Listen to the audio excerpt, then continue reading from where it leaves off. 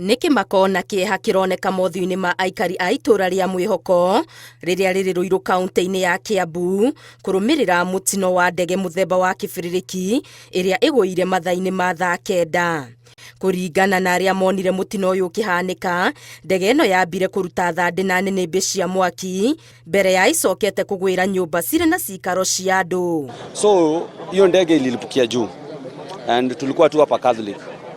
Venye lilipuka ikakuja kama imeingia kwa this plot. Whatever Jemo amesema hapa is true.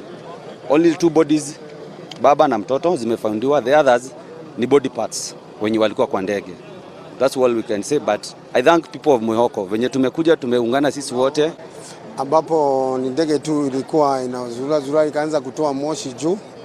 Once tukasikia impact, sababu inaonekana, unajua sasa ile ikitoka juu inapelekwa na upepo. Ikakuja ikapika hapa, ikatoa moshi. Mĩhang'o ya ũhonokania no ĩrathiĩ na mbere ĩkĩnyitanĩrwo nĩ honge mwanya mwanya arĩ nĩ hamwe na maabitha a KDF, rũhonge rwa borithi, rũhonge rwa gũthaitĩra mogwati kaunti-inĩ ya Kiambu hamwe na honge ingĩ.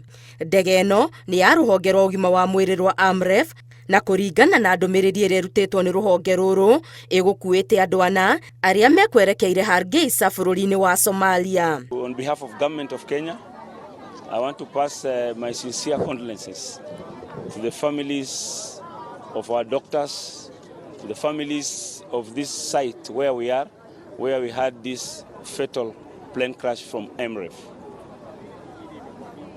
Agĩkĩra ũhoro ũyũ mũkonde, komishona wa Kiambu Henry Wafula augĩte hamwe na arĩa makuĩte nĩ mandagĩtarĩ erĩ, ateithĩrĩria erĩ a arwaru na andũ angĩ erĩ arĩa mauma nyũmba-inĩ ĩrĩa ĩgwĩrĩirwo nĩ ndege ĩno. As you are all aware, this accident happened today at around 14 hours, 20 minutes.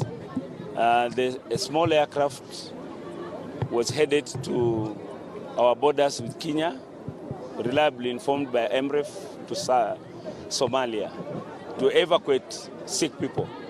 Unfortunately, this incident happened. Ũthuthuria nĩ ũrathiĩ na mbere kwenjera kĩrĩa gĩcũngĩrĩirie ndege ĩno kũgũa ĩrĩa nĩ mũthemba wa Cessna Citation XLS 5Y-FDM.